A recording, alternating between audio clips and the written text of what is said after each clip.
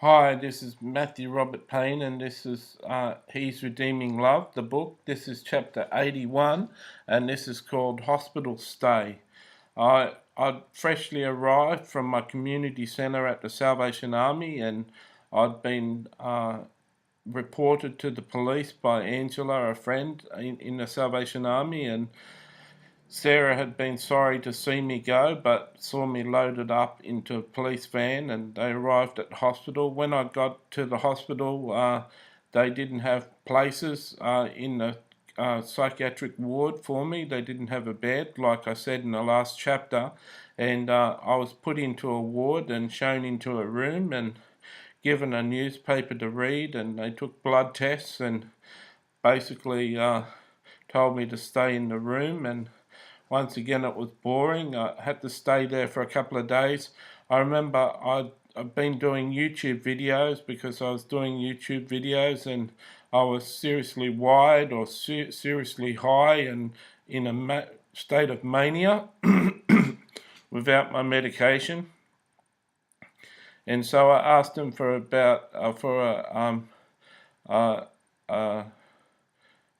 pad of paper and a pen, and I wrote about 50 subjects of videos that I wanted to do on the book of Revelation and different things, and I got a Bible from the hospital and was researching, and then after each chapter I was starting to flesh out things to say in each of the chapters and doing scripture verses and stuff. So for 2 days I got meals and stuff and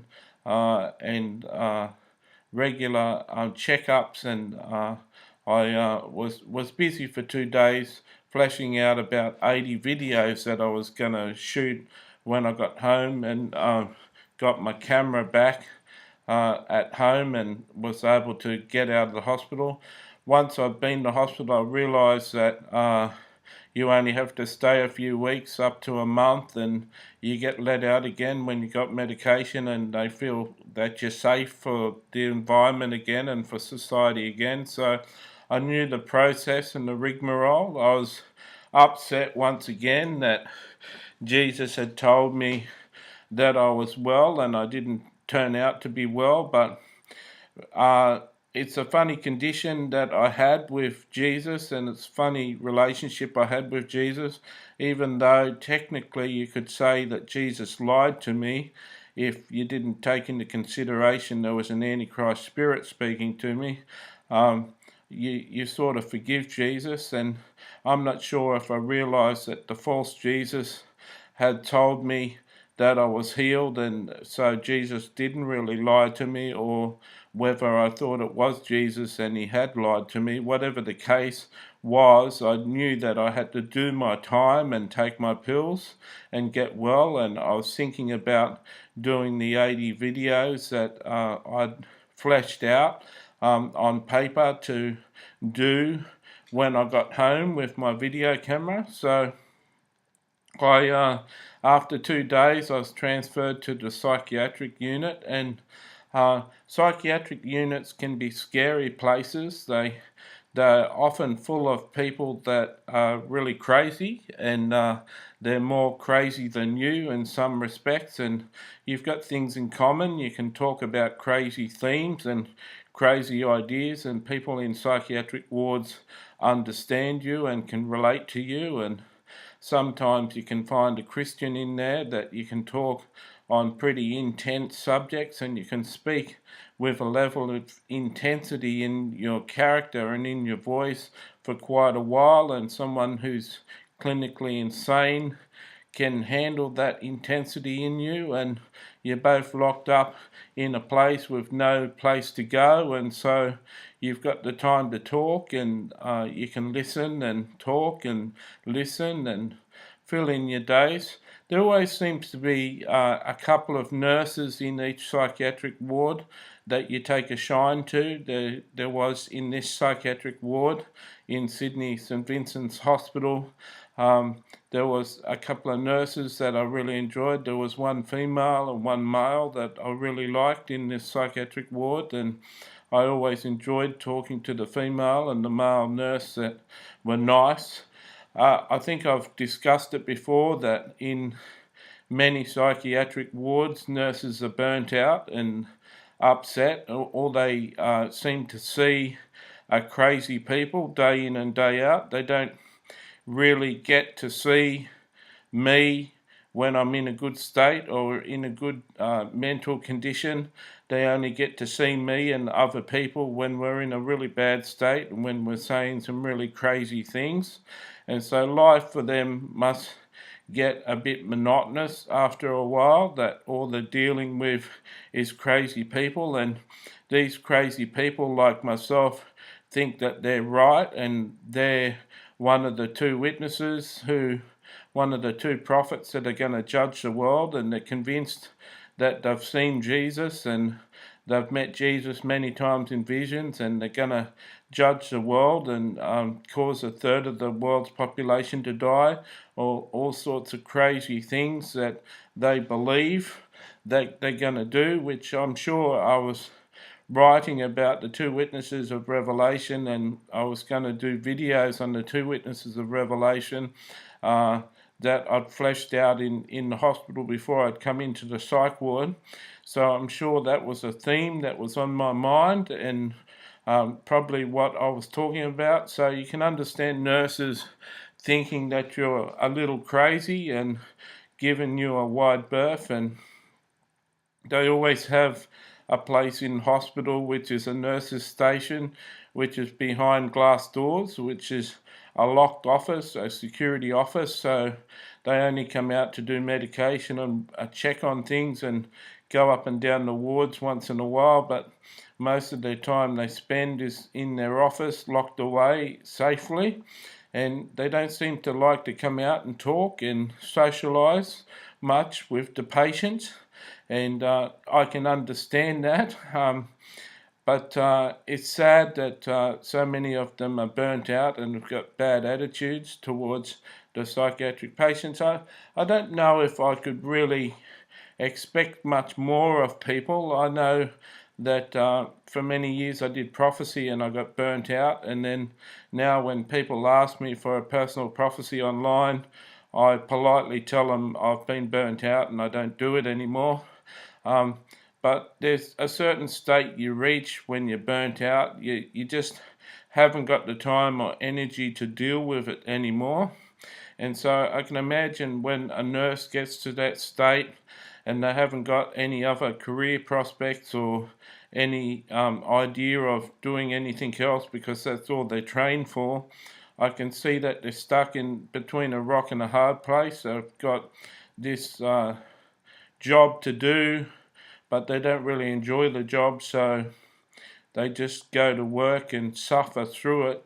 And it's a sad thing that psychiatric patients need some care and empathy and concern and understanding, and so many of the nurses in the psychiatric in the psych wards don't seem to understand or don't seem to have the empathy to be able to comfort the patients that are in there. So I think I've spoken on that before, but just for those people out there that haven't got a mental illness, just to give you some awareness that a psychiatric ward is a place where you go to get better, and they get your medication stabilised and they get you on a medication that's going to deal effectively with your mental illness, hopefully.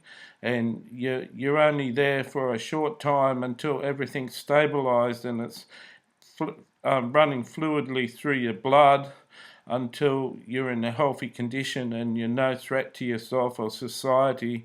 But it's certainly not a nice place to be. It's not a place that I ever want to get locked up in again, and it's not a place I want to revisit. And I'd certainly revisit psych wards as a chaplain, and if I was ever allowed to become a chaplain and visit psych wards, I'd certainly do that as a ministry, because I think I'd be very effective in sharing my love with broken-hearted people in those places. Certainly would be good to be able to go in with my right mind and deal with people, rather than going in there without my mind being in proper control. It's a scary thing to have your mind out of control. It's something that I wouldn't wish on anyone, and it's something that scares people. Scares the average person that you've got a mental illness. The average person out there, when you tell them that you've got a mental illness, they ask you if you've got a job, and you say you're on a disability pension. They say why, and you say because I've got a mental illness. Certain people got this fear of you from that point on, and don't want to socialise with you or treat you differently. And I can understand that they would be fearful of me, that I'm not like a normal individual and not like a normal person to the average person. And yet I do function well, and I do a lot of things like publish books and write articles and do YouTube videos and do effective ministry on the net, a lot better than the average person. So I have got gifts and talents, and yet I can understand people are scared and wary of the fact that I've got a so-called mental illness. So in the hospital, they only allowed me out when I signed what they called a community treatment order, and that was that I had to turn up and take my medication once a month. I had to get a needle, a forced injection, because I couldn't be trusted to take my medication, and I had to take pills plus the forced injection every month. I had to turn up to the forced injection. I had to see my psychiatrist. If I didn't turn up, if I didn't see my psychiatrist, they could ring the police and have me locked away. And I had to sign a document that effectively forced me to be on medication and forced me to have blood tests and be tested, and they keep a check on you. And that was the only way to be let out of hospital, that I signed that agreement. It's sort of a little bit like blackmail, but it's a way that the community and the hospital can protect themselves, that this person has now gone off his medication 3 times and he cannot be trusted to take his medication. So we're going to up the ante a little bit, and we're going to step up our control over Matthew Robert Payne, and we're going to make sure that he takes his medication. I was locked away in the psychiatric ward over Christmas and New Year's Day, which was sad for me, and I was invited to go to Sarah's New Year's Day party with Robin and Paul and Sarah at their family house. I got let out of the psychiatric ward and went in to see my psychiatrist 5 days later, and got angry and got re-locked up 2 days before the New Year's Day. And I was invited to New Year's Day but didn't turn up, and they took my mobile phone off me so no one could ring me, and they wondered where I was, but they didn't know what I was up to, and I was locked away. And because they wouldn't give me my wallet or mobile phone, I couldn't contact Sarah and say that I was locked in hospital. So it's sad. It's depressing for me. I wished I was at the New Year's Eve party, but that wasn't to be.